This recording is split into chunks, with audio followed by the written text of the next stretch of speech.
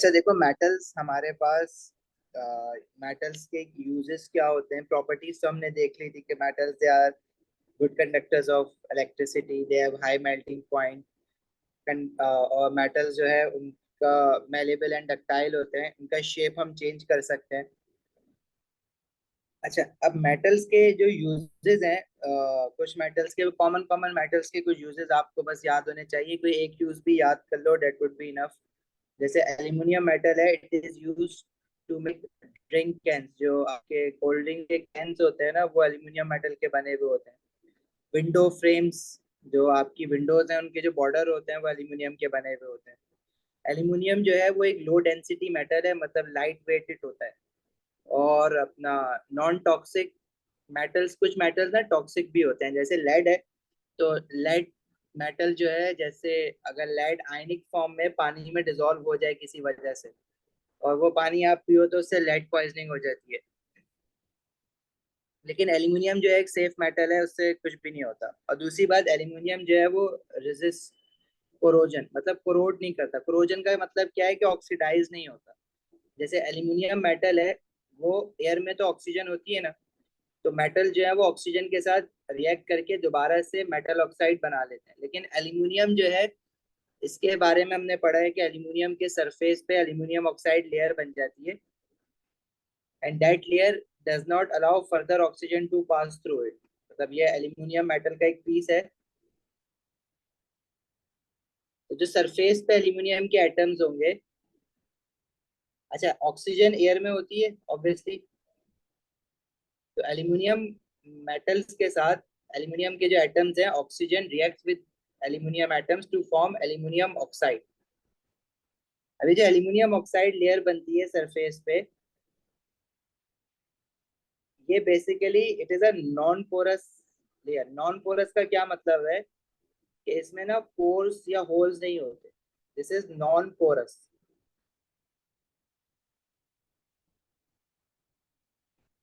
Non porous means it does not allow any water और further air to pass through it. मतलब मजीद air को या oxygen को, या अगर मॉइस्चर भी है ना एयर में, वाटर मॉलिक्यूल्स भी होते हैं एयर में जिसको मॉइस्चर कहते हैं, it does not allow water molecules और air to pass through it, जिसकी वजह से जो अंदर के एल्यूमिनियम एटम्स हैं दे आर प्रोटेक्टेड, तो they further do not react with oxygen. इसीलिए एल्यूमिनियम का जो मेटल है वो with the passage of time dull हो जाता है, लेकिन कोरोड नहीं करता। देखो कोरोजन क्या है बेसिकली, कोरोजन को हम कैसे डिफाइन करेंगे, it is oxidation of metal.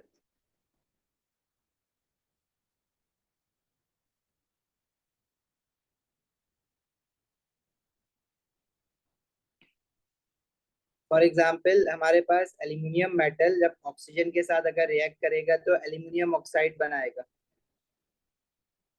अब एल्यूमिनियम मेटल जो है एलिमेंटल फॉर्म में, उसके ऊपर जो चार्ज है वो कितना है, एल्यूमिनियम एटम पे चार्ज क्या है, जीरो है। उसकी ऑक्सीडेशन स्टेट जीरो है, राइट। लेकिन जब वो एल्यूमिनियम ऑक्साइड बना लेगा तो उसमें एल्यूमिनियम का जो चार्ज है वो बन जाएगा 3 पॉजिटिव। तो दिस इज ऑक्सीडेशन ना, एल्यूमिनियम एलिमेंटल फॉर्म से Al3 पॉजिटिव आइन बना रहा है, तो उसकी जो चार्ज या ऑक्सीडेशन स्टेट है वो जीरो से क्या हो गया, +3। This is loss of electrons,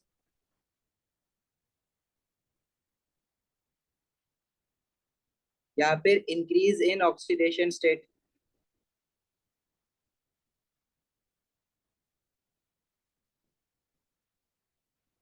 और ये कब होगा, जब ऑक्सीजन ऑक्सीडाइज करवाएगा इसको। एडिशन ऑफ ऑक्सीजन को भी तो हम ऑक्सीडेशन ही कहते हैं ना। ऑक्सीडेशन की हमने 4 डेफिनेशन देखी थी, gain of oxygen, loss of hydrogen, या लॉस ऑफ इलेक्ट्रॉन्स। कोरोजन कब होती है, जब कोई भी मेटल ऑक्सीडाइज हो जाता है। अब सिर्फ एल्यूमिनियम क्रोड नहीं होता, और भी मेटल्स होते हैं, जैसे आयरन है। आयरन को जब ऑक्सीजन मिलेगा एयर में तो आयरन बना लेगा iron oxide, which is Fe2O3। तो ये जो आयरन मेटालिक फॉर्म में है, ये एज अ मेटल काम कर रहा है। लेकिन जब वो आयरन ऑक्साइड बना लेगा तो वो, इसको हम कहते हैं रस्ट। जंग जो लग जाता है ना आयरन पे, तो बेसिकली आयरन ऑक्साइड होता है। तो इस प्रोसेस को हम कहते हैं कोरोजन। आयरन की कोरोजन को एक स्पेशल नाम देते हैं हम, rusting. The corrosion of iron is also known as rusting. अब आयरन के लिए स्पेशल नाम अलग से क्यों है? क्योंकि जो हम लोग कॉमनली यूज मेटल है हमारे सराउंडिंग में वो आयरन ही है। एल्यूमिनियम कम है, आयरन ज्यादा यूज करते हैं। बाकी मेटल्स तो आपने नहीं देखे होंगे कि यूज हो रहे हो, कॉपर के वायर यूज होते हैं। देखो जो कॉमनली यूज मेटल्स हैं डेली लाइफ में जो आप देखते हो वो आयरन है। अभी हम आयरन के ऊपर ज्यादा डिटेल में डिस्कस करेंगे, लेकिन उसके बाद फिर इससे सेकंड नंबर पे आते हैं aluminium.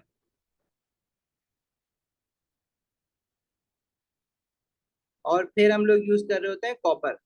Copper because is a very good conductor of electricity, इसलिए कॉपर जो है वो वायर्स में यूज होता है, बिजली के तारों में। Sir, these are for metals, right? These are for Metals, right? yes, iron, aluminium, copper are all metals, right?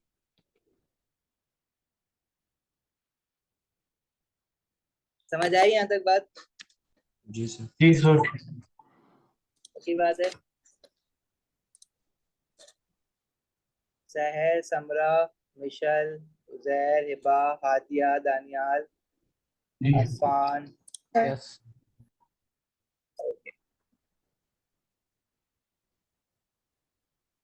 Yes.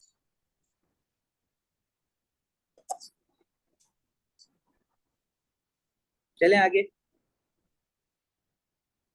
Yes sir.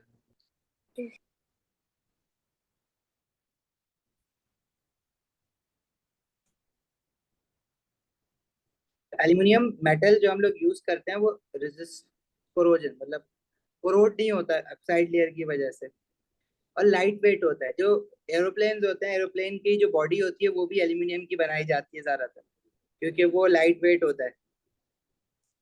Copper on the other hand, copper electrical wires में ज्यादातर use होता है, water pipes में। Water pipes में तो इतना commonly use नहीं होता, क्योंकि अब जो है वो मेटल रिप्लेस होते जा रहे हैं वाटर पाइप से, और उसकी जगह पे हम लोग वो जो पीवीसी के पाइप्स होते हैं, पॉलीमर जो होता है वो यूज करने लग गए हैं। तो वाटर पाइप्स में तो इतना कॉमनली यूज नहीं होता हुआ देखेगा अब आपको कॉपर, बट इलेक्ट्रिकल वायर्स में कॉपर, अभी भी कॉपर ही यूज हो रहा है और कुछ यूज नहीं होता इलेक्ट्रिकल वायर्स में। और उसका रीजन क्या है? Because it is a very good conductor of electricity. सही है। और डक्टाइल होता है। डक्टाइल मींस के it can be stretched into wires, easily wire बनाया जा सकता है कॉपर मेटल का। गोल्ड, गोल्ड आपके पास, आपके सराउंडिंग में गोल्ड का नाम बहुत ज्यादा आता है, यूज होता है। गोल्ड का सबसे इंपॉर्टेंट यूज क्या है? ज्वेलरी, ठीक है, एज अ करेंसी। और प्रोटेक्टिव कोटिंग, प्रोटेक्टिव कोटिंग वाली बात अभी हम आगे पढ़ेंगे कि गोल्ड प्रोटेक्ट, जैसे आपने गोल्ड प्लेटेड वॉचेस देखी होंगी, गोल्ड प्लेटेड क्रॉकरी देखी होगी कि सोने का पानी चढ़ा देते हैं कुछ चीजों पे। वो क्यों करते हैं? एक तो डेकोरेटिव पर्पसेस के लिए करते हैं कि अच्छा लगेगा देखने में, और एक और रीजन भी होता है केमिकल रीजन, वो हम अभी आगे देखेंगे। बाकी गोल्ड ज्वेलरी के तौर पे क्यों यूज होता है वो सबको पता है भाई, shiny, attractive, etcetera. Sir, titanium, जी। you know how it has, in gold, there's a car that has an engine that's made out of gold. Which engine? There's a car, it's like a sports car, but this engine they made it out of gold because they say that it'll reflect the heat away from the engine. Is that true? Yes. देखो, sometimes they build some cars for decorative purposes, that's something else. But if we are using gold in making car engines to so that gold is a good reflector of heat, so that's true. Technically what you are saying is very correct, but I am not sure कि कौन सी car में उन्होंने gold engine use करा है, but technically There you are was right. some McLaren Okay, in Dubai. maybe the engine is just gold plated, not made up of all gold. But if it's McLaren, Yeah, so that's what I meant. it can be made of complete gold, because that's McLaren, so they can spend that much money. But again, if you are making engine out of gold, that would be really, really very expensive. So daily life may we are not just using the properties, we have to consider the cost as well. Why iron is the most abundantly used metal? Aluminum is the more good. It is more lightweighted. It does not corrode.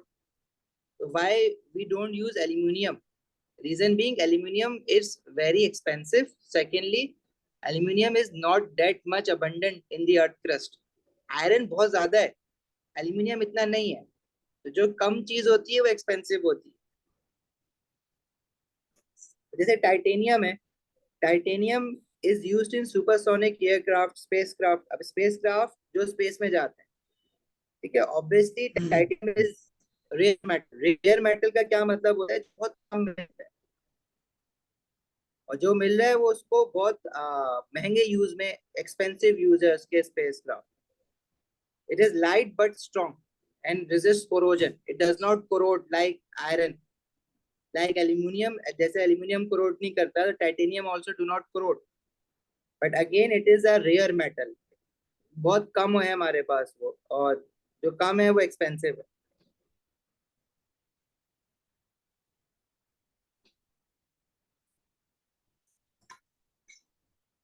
आगे बढ़े. Yes, sir. जी sir. Okay. Recycling of metals क्या है? जो हम metals को एक बार use करते हैं, जैसे फॉर एग्जांपल कोई आयरन के बॉडी बनी हुई है गाड़ी की, या दरवाजे बने हुए हैं, तो जब वो टूट जाता है या स्क्रैप हो जाता है, तो उसको हम क्या करते हैं? दोबारा से मेल्ट करके किसी और फॉर्म में यूज कर लेते हैं, कोई और नया शेप बना लेते हैं उससे. That is recycling of metal. मतलब reusing the metal again and again, that's recycling. Because metal, if they are not rusted, अगर कोरोड नहीं हुए हुए, और अगर कोई मेटल की चेयर थी लेट से, और वो टूट गई है, तो we can reuse that metal. तो रिसाइकलिंग से फायदा क्या होगा? आपको जमीन से और मेटल निकालना नहीं पड़ेगा, क्योंकि मेटल जमीन में एक लिमिटेड क्वांटिटी में है. इसको हम कहते हैं non renewable resource. Non renewable means that it does not forms again. जैसे क्रॉप्स हैं, शुगर केन. शुगर केन आप बार बार you can grow it again, right? But you cannot grow iron. Iron once depleted, once you have finished all the iron from the earth crust, फिर और नहीं निकलेगा जमीन से. As it is in a limited quantity, so it's better to reuse the metal instead of extracting the new metal again. ठीक है, तो that process is recycling. And recycling से देखो क्या क्या फायदे होते हैं. रिसाइकलिंग क्यों करते हैं? ताकि हमें मेटल का रिसोर्स खत्म ना करें हम. सेकेंडली,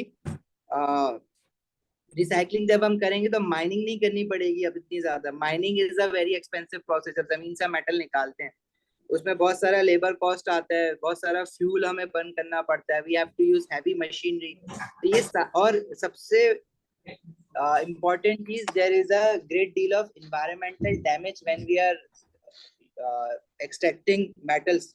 जब हम माइनिंग करते हैं ना, तो माइनिंग करते वक्त हम लोग डायनामाइट यूज करते हैं, बॉम्ब ब्लास्ट करवाते हैं माइन को उड़ाने के लिए, जमीन को फाड़ने के लिए.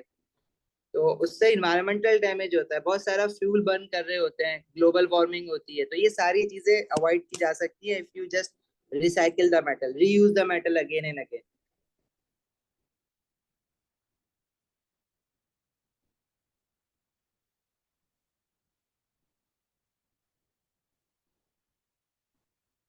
लाइक जैसे ये एल्यूमिनियम शीट्स हैं, जो एल्यूमिनियम के कैन्स होते हैं सॉफ्ट ड्रिंक्स के, वंस दे आर यूज्ड, तो हम इसको ट्रैश कर देते हैं. ट्रैश करने के बाद इसको हम लोग क्या कहते हैं, दोबारा से रीयूज कर लेते हैं. इस तरह से जो ट्रैश कैन्स होते हैं उनको हम दोबारा से हीट करके मेल्ट करते हैं. एल्यूमिनियम मेल्ट हो जाता है, उससे दोबारा न्यू शीट्स बना लेते हैं, और उससे दोबारा कैन बना लेते हैं. समझ आई बात?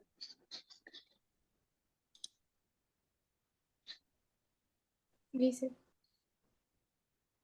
अच्छा, ये हैंडआउट तो आप लोगों को मैंने सेंड कर दिया था ना? या एक काम करो, तो ये बेनिफिट्स ऑफ रिसाइकलिंग लिख लो, क्योंकि क्वेश्चन में बेनिफिट्स ऑफ रिसाइकलिंग ही पूछा हुआ है. Recycling helps conserving metals, especially valuable such as gold and platinum. Or recycling saves the cost of extraction of new metals. Recycling metals can damage the can damage the environment by smelting process, which sends a lot of fumes into the air. अब ये वाला जो है ना, ये वाला point, this is not a benefit of recycling, ये छोड़ दो, बल्कि ये बस सिर्फ एडवांटेज ऑफ रिसाइकलिंग लिख लो. ये दोनों पॉइंट्स लिख लो ऊपर वाले.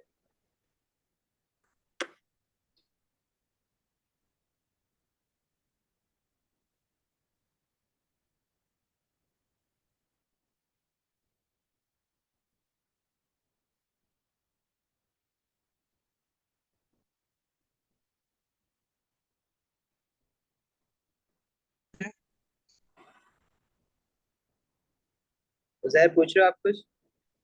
Yeah. This is red.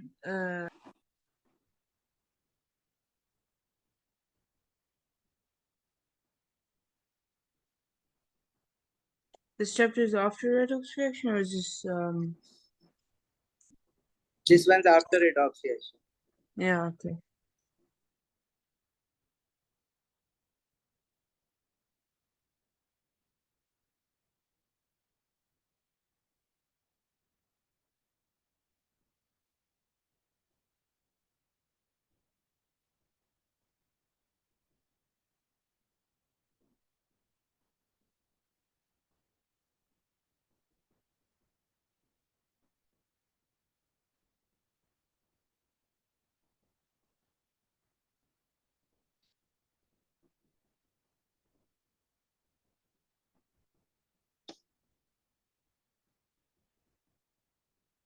Done.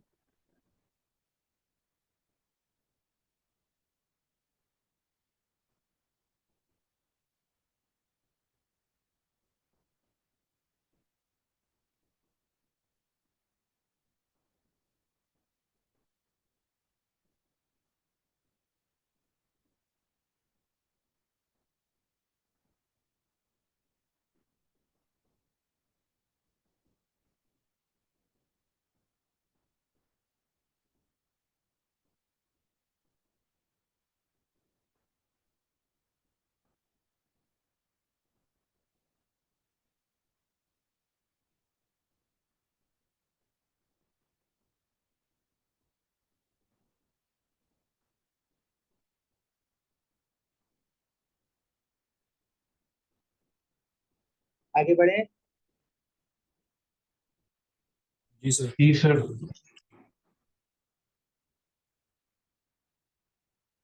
Okay.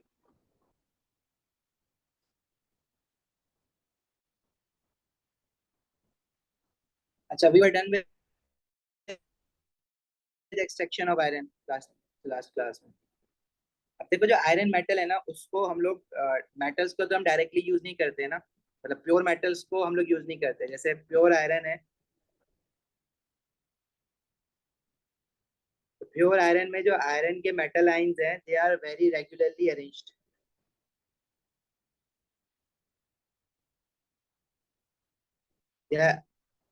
They are arranged in regular layers, due to which these layers are easily sliding over one another. If you apply a force, these layers slide over one another.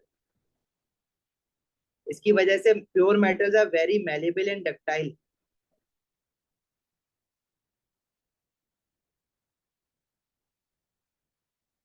So we do not use pure metals in our daily life. अगर daily life में pure iron हम use करें ना, तो pure iron is so much malleable and ductile that if you are given a iron rod, तो आप उसको अपने हाथ से बेंड कर सकते हो.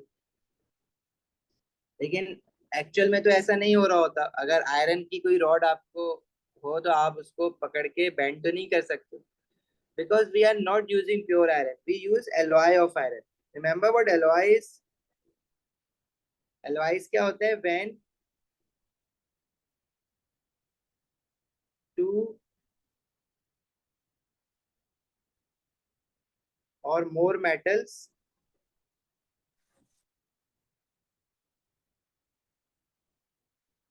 बल्कि इसको इस तरह से लिखो,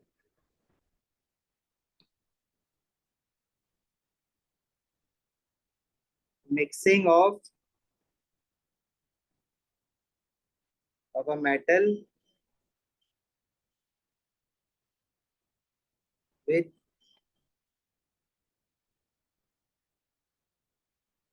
another metal और non metal.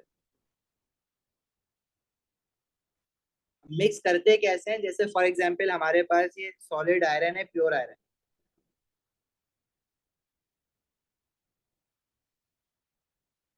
And we have pure carbon. We melt pure iron and pure carbon, और उनको ना आपस में मेल्ट करके मोल्टेन फॉर्म में लिक्विड बना के हीट करेंगे, और मोल्टेन आयरन बना के, अच्छा कार्बन को हमें ना मेल्ट करने की जरूरत नहीं है, सिर्फ आयरन को मेल्ट करेंगे और उसमें थोड़ा थोड़ा कार्बन जो है ना मिक्स कर देंगे। जब ये सॉलिडिफाई होगा, ठंडा होके, व्हेन इट फ्रीजेस अगेन, तो अब क्या होता है इसमें देखो, in between layers of this iron अब कुछ कार्बन के एटम्स आ जाएंगे। अब कार्बन के एटम्स का साइज जो है ना वो डिफरेंट होता है as compare to iron atom. Carbon के एटम की वजह से जो लेयर्स है ये इरेगुलरली अरेंज हो जाती है, ऊपर नीचे हो जाती है।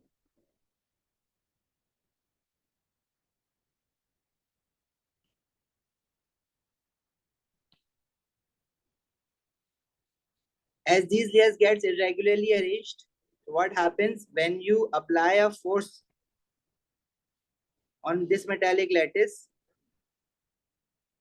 तो ये zigzag हो गई है, ऊपर नीचे हो गई है। When you apply a force, now these layers won't slide over one another. So mixing of two different things, a mixing of a metal into a metal or non-metal into a metal will form an alloy, and alloys are less malleable and ductile. A reason being because layers gets irregularly arranged.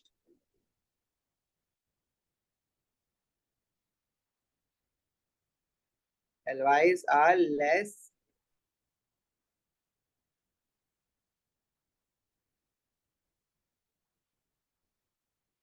malleable and ductile. The layers are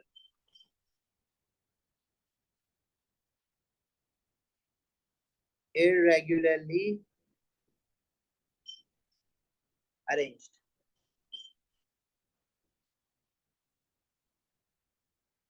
सही है।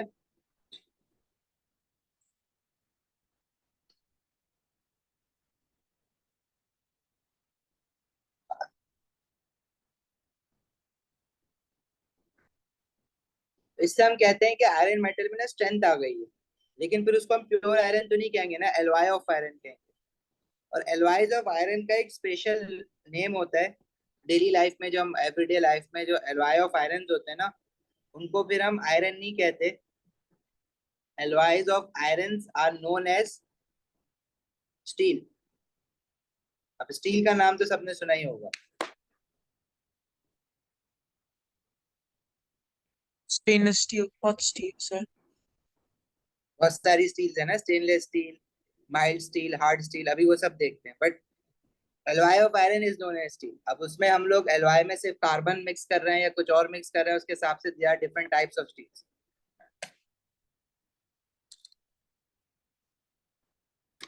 यहाँ तक clear है बात?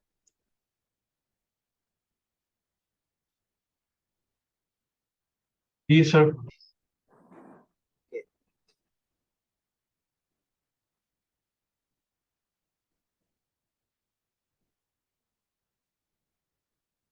आगे बढ़े। ठीक है No, sir. sir. No, sir.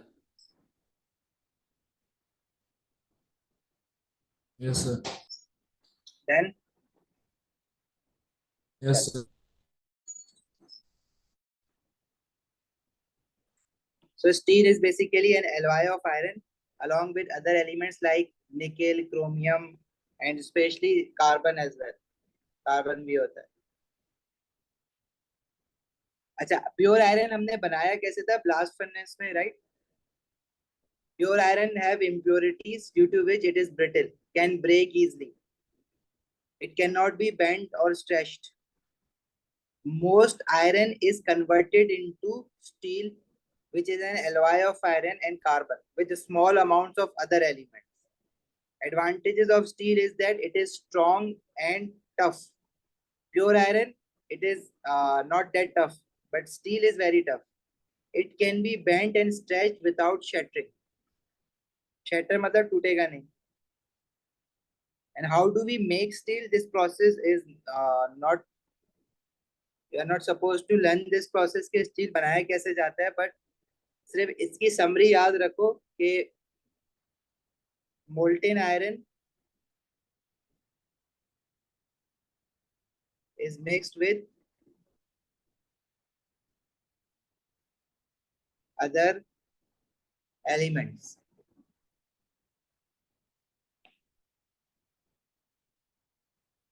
सही है. तो अगर कोई इम्प्योरिटी है आयरन में, जैसे ब्लास्ट फर्नेस में सैंड भी था, कार्बन भी था, कोक भी डाला हुआ था, तो अगर कुछ मोल्टेन आयरन में कोई इम्प्योरिटी आ गई है तो ऑक्सीजन के साथ हीट करके उस इम्प्योरिटी को बर्न कर देते हैं. और फिर कैल्शियम ऑक्साइड इसलिए यूज किया था because it reacts with sand. जो silicon dioxide, sand is silicon dioxide, तो कैल्शियम ऑक्साइड के साथ जब हीट करते हैं तो कैल्शियम सिलिकेट बन के जो सैंड है वो रिमूव हो जाता है आयरन में से. उसके बाद हम डिफरेंट मेटल्स उसमें मिक्स करते हैं to make steel. There are three types of steel: mild steel, hard steel, and stainless steel.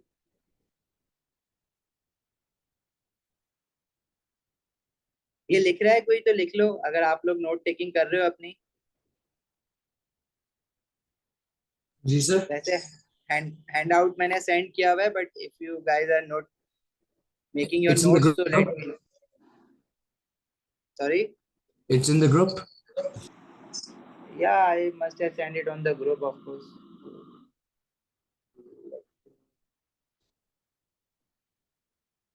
ये चैप्टर स्टार्ट हुआ होगा तब भेजा होगा, नहीं तो मैं अभी दोबारा देख के दोबारा भेज देता हूँ. G second send again later. Send it again. Okay.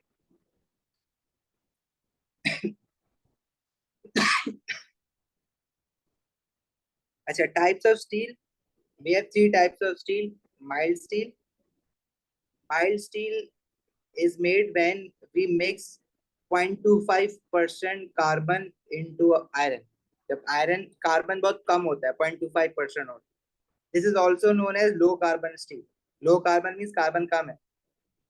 And it is strong and quite malleable. Malleable means it can be easily bent into different shapes. उसको shape change करा जा सकता है easily. और mild steel ज़्यादातर जो use होता है वो to make car bodies, ships, railway lines, steel rods to reinforce concrete.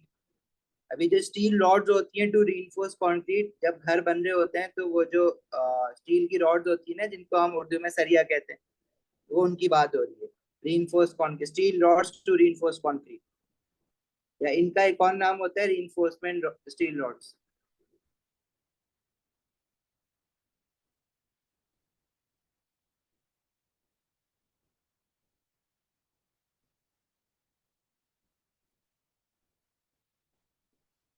Hard steel on the other hand is a high carbon steel जिसमें कार्बन about 1% होता है. It is harder than mild steel and less malleable. The more you add carbon, the more iron will lose its malleability and ductility. तो ज़्यादा hard होता जाएगा. And it is used to make tools. What sort of tools? Like hammer, screwdrivers, knives. Because they are supposed to be hard ना. If you are using hammer और hammer अपना bend हो जाए, shape change कर ले, तो फिर क्या फायदा? Hammer हो गया, screwdrivers हो गए, like this.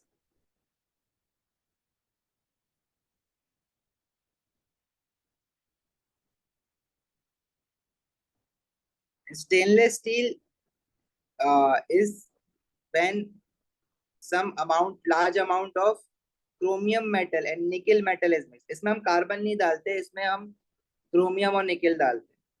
अच्छा, स्टेनलेस स्टील की खास बात ये होती है कि डज नॉट रस्ट. रस्ट नहीं करती, जंग नहीं लगता उसको।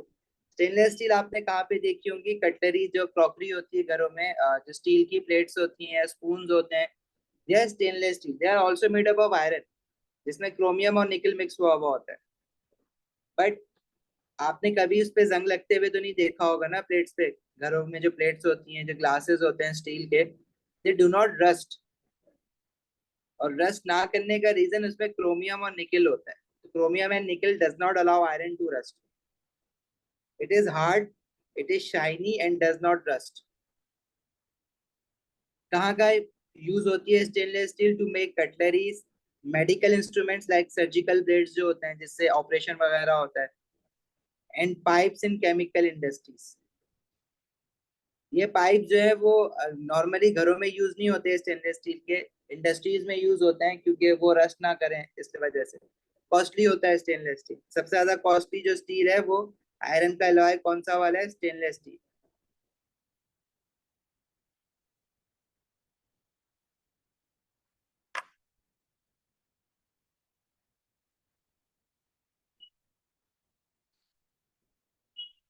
डन है, आगे बढ़े। Okay, sir.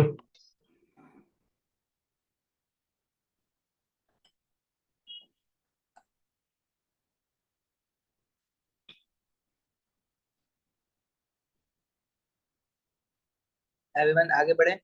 Okay, rusting. अब देखो, आयरन की कोरोजन को हम रस्टिंग कहते हैं। अब आयरन हो, चाहे एलॉय ऑफ आयरन हो, स्टील हो, तो उसकी कोरोजन को हम रस्टिंग कहते हैं। अब रस्टिंग में होता क्या है, पहले तो इसका केमिकल प्रोसेस समझते हैं।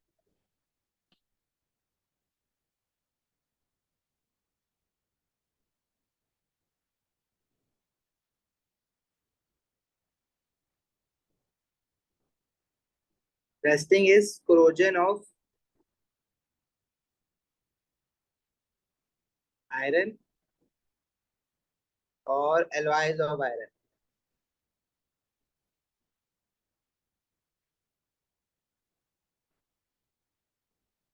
अब रस्टिंग के लिए ना, अब रस्ट कौन करेगा? Iron metal.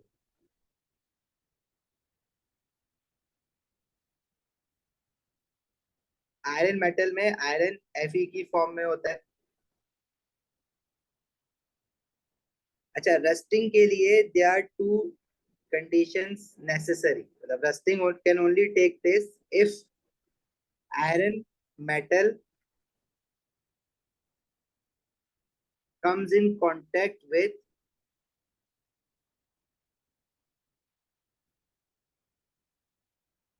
oxygen gas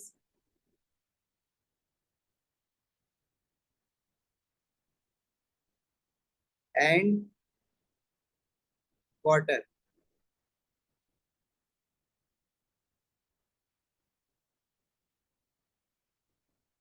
अब आप जो डेली लाइफ में आयरन यूज कर रहे हो, चाहे कार बॉडीज हो गई, गेट्स हो गए, ग्रिल्स हो गई, शिप्स हो गई, तो they all have oxygen and moisture water molecules in surrounding. क्योंकि एयर जो है, एयर में देखो, एयर में डिफरेंट गैसेस होती है ना। Air is a mixture of gases. Air में ऑक्सीजन गैस भी होती है, एयर में नाइट्रोजन गैस भी होती है, एयर में कार्बन डाइऑक्साइड गैस भी होती है, एयर में आर्गन गैस भी होती है।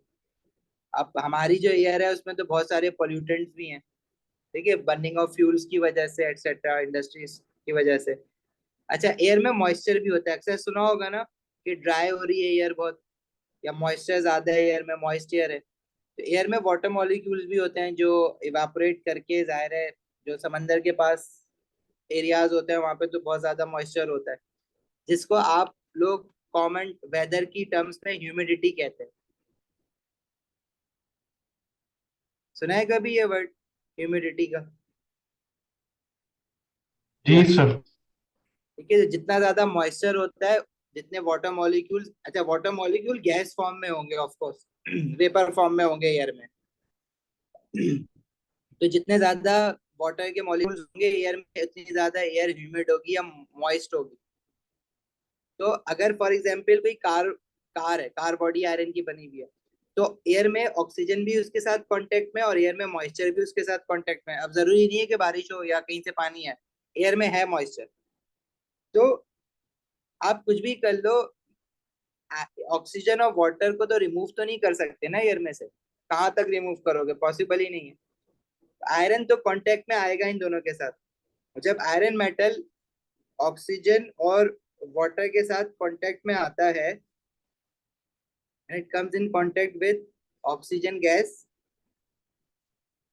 and water molecule or moisture from air, it gets oxidized। मतलब ये क्या बना लेगा, आयरन ऑक्साइड Fe2O3। यहाँ पे 2 मोल ऑफ आयरन लिखेंगे। अच्छा, ये बैलेंस इक्वेशन हमें याद भी करनी है, या इसको जो है ना,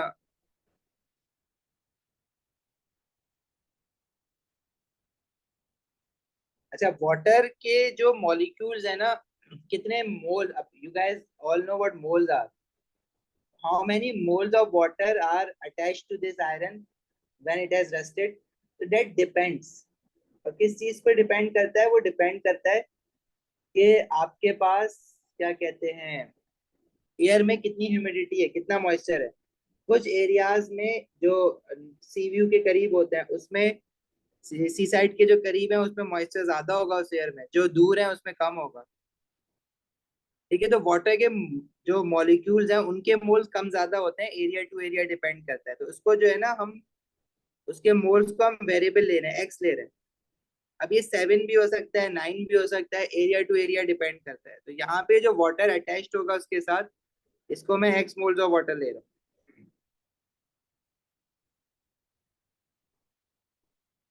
सही। और आयरन जो है वो 2 मोल्स है, राइट हैंड साइड पे 2, और ऑक्सीजन, तो फिर उसके हिसाब से हम, अब वाटर कितना है उसके हिसाब से हम बैलेंस कर सकते हैं, 3/2 लिख दो उसको। This is the equation for resting, और आपने एक्स की फॉर्म में याद रखनी है। मतलब ये कुछ, इस इक्वेशन को थोड़ा सा चेंज भी करके दिया जा सकता है लेट्स से, लेकिन ऑक्सीजन और वाटर तो होगा, दोनों रिक्वायर्ड है फॉर रेस्टिंग। अगर इन दोनों में से कोई एक चीज भी नहीं है तो रेस्टिंग नहीं होगी। अगर हम वाटर के लेट से 7 मोल्स ऑफ वाटर ले लें, ये जो रस्ट बनेगा इसका फॉर्मूला फिर ये हो जाएगा जिसमें वाटर के 7 मोल्स आके अटैच हो जाएंगे। तो इसको, इसका जो नाम होता है फॉर्मूले का, इसको हम कहते हैं दिस इज हाइड्रेटेड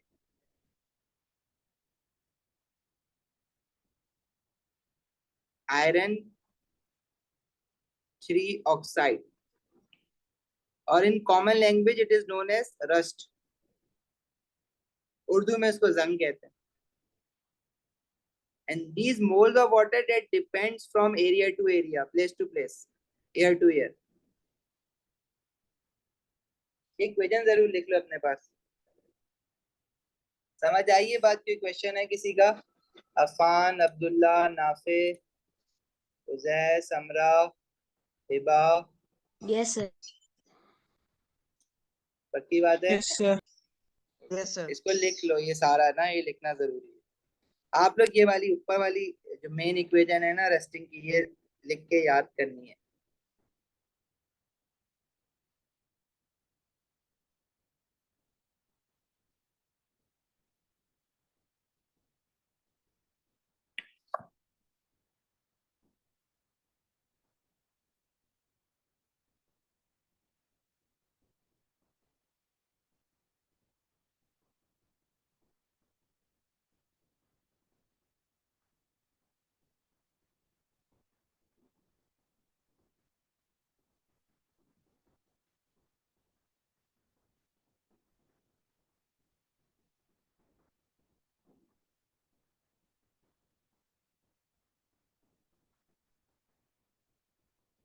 डन।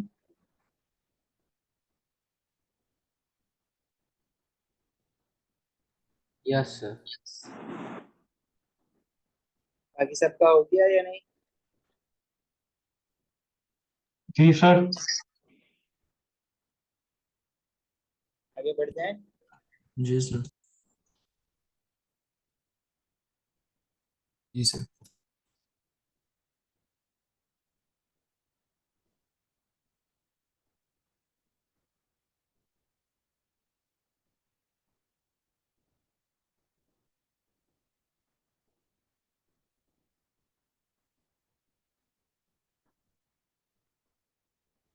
अच्छा अब देखो हम क्या कह रहे हैं कि रस्टिंग के लिए we need oxygen and water both. अब हाउ डू वी कंफर्म कि वाकई में ये दोनों चाहिए होते हैं? तो हम लोग ना एक एक्सपेरिमेंट करते हैं इसका।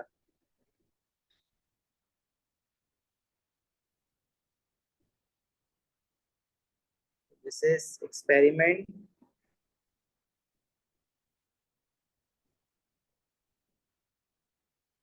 टू डिटरमिन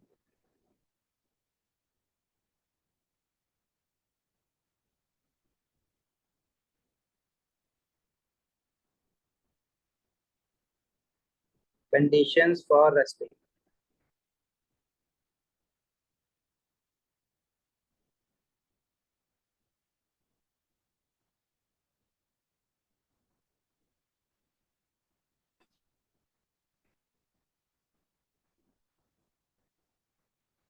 अच्छा तो ये एक्सपेरिमेंट करने के लिए हम एक आयरन का पीस लेंगे और आयरन का पीस हम ना आयरन नेल लेते हैं। नेल कील होती है ना iron nail. Will take one iron nail. अच्छा will take different test tubes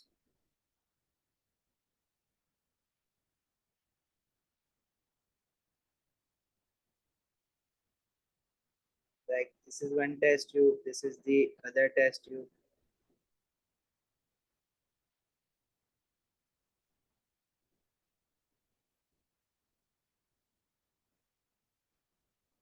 अच्छा फर्स्ट टेस्ट ट्यूब में ना test tube one we have added some water and we have put iron nail into this water. like ये जो black iron nail है it means it is if unrusted iron nail, इस पे rust नहीं लगा हुआ है अभी। अच्छा अब वाटर के अंदर ऑक्सीजन भी होती है ना, डिसॉल्व होती है ऑक्सीजन वाटर के अंदर। तो obviously this iron nail will rust and after few days what you will see that this nail has rusted। और जब वो रस्ट हो जाता है तो रेड कलर का हो जाता है, जंग लगा हुआ देखा होगा ना।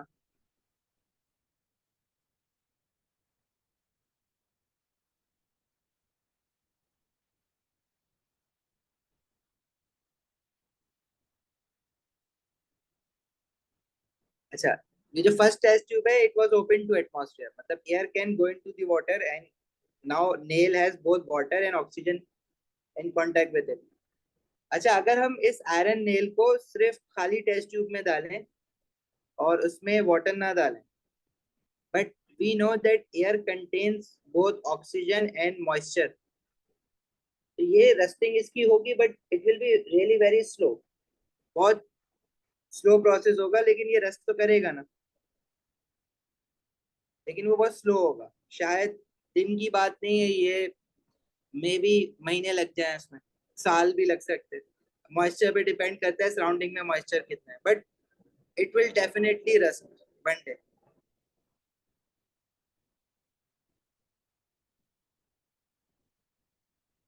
अच्छा अब एक टेस्ट ट्यूब में हम क्या कर रहे हैं कि आयरन नेल इसमें डाला और इसमें वाटर, बॉइल्ड वाटर। अब जब वाटर को बॉईल करते हैं ना तो उसमें से ऑक्सीजन गैस बाहर निकल जाती है। After boiling water we put a cap on that test tube, इसके ऊपर ना एक कैप लगा दिया हमने बॉईल करने के बाद। Now once all the oxygen is removed from the water, further oxygen from the atmosphere surrounding cannot get into the water क्योंकि हमने कैप लगा दिया इसके ऊपर। तो इसमें वाटर तो है टेस्ट ट्यूब में अभी लेकिन ऑक्सीजन नहीं है। तो we notice after few days that this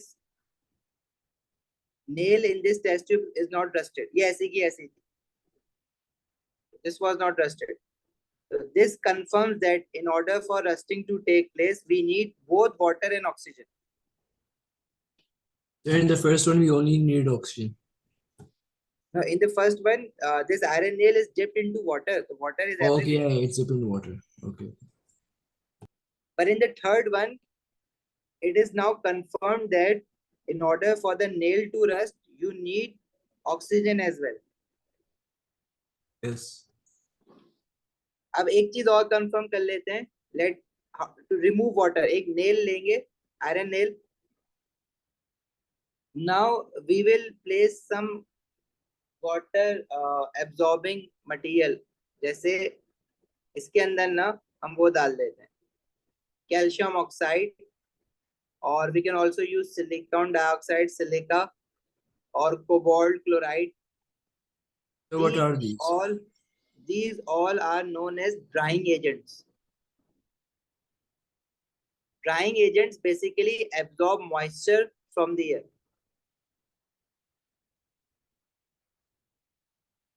इसके ऊपर भी कैप लगा हुआ है.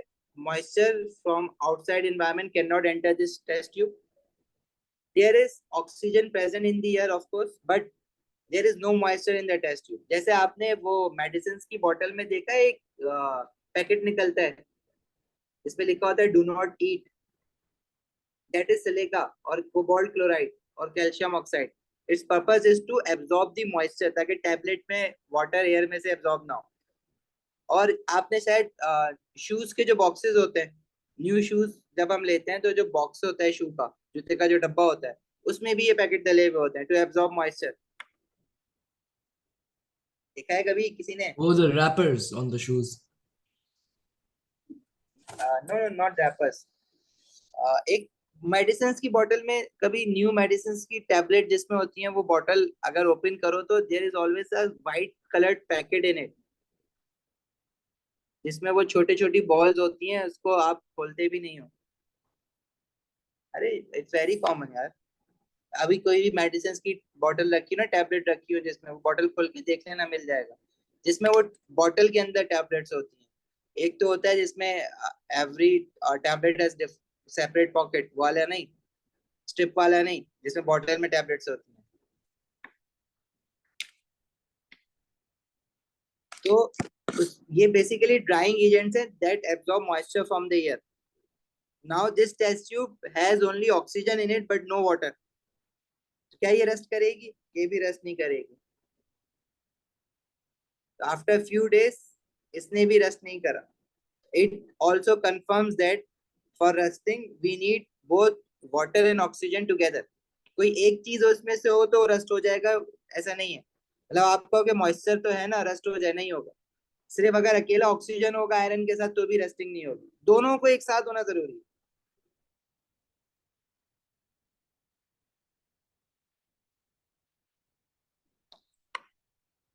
क्लियर है? ये बात समझ आई?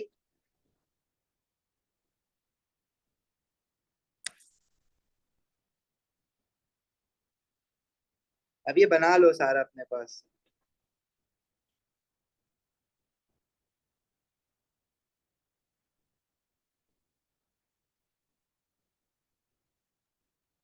Sir, This experiment, ji, can you send the recording after the class? uh, right after the class that won't be possible, but by tomorrow I'll make sure that it gets uploaded, because it takes time for the recording to convert and then we have to upload it. It takes a while. Okay, can you send it as soon as it's done converting? Yeah, sure, I will try my best, but I'm telling you, maybe by tonight I Sir? won't, but I'll try my best to send it to you. Sir, I Inshallah. found what is it called? This silica do not eat desiccant gel. Yes, desiccant. So you found it, right? So do not eat. Yes, do not eat is written Do on not eat. brackets. This experiment proves that both water vapor in air are especially known as moisture, and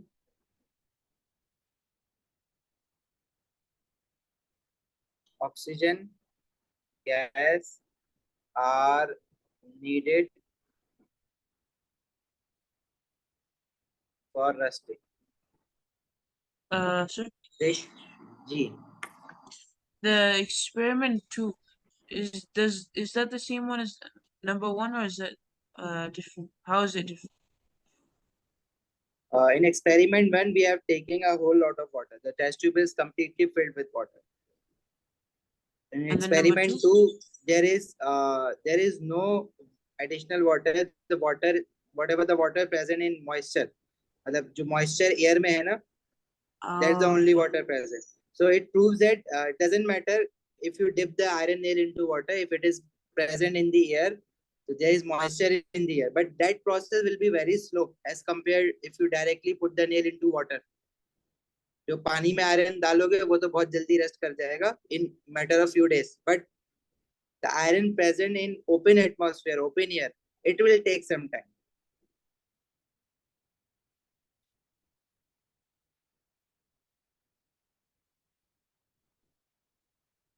So this experiment confirms that both moist water and oxygen, they are needed together for resting. इनमें से कोई एक हो resting नहीं होगी, दोनों का साथ होना जरूरी है. Both should be present at the same time. लिख भी देता हूँ मैं. Both oxygen and water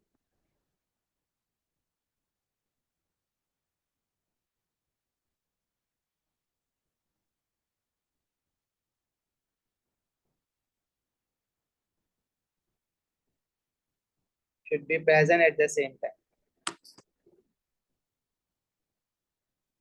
Got it?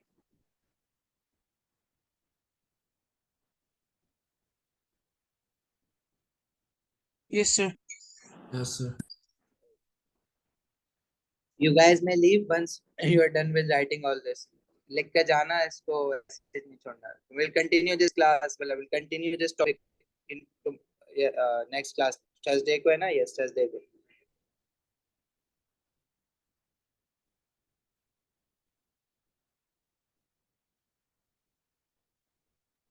Allah Hafiz, sir.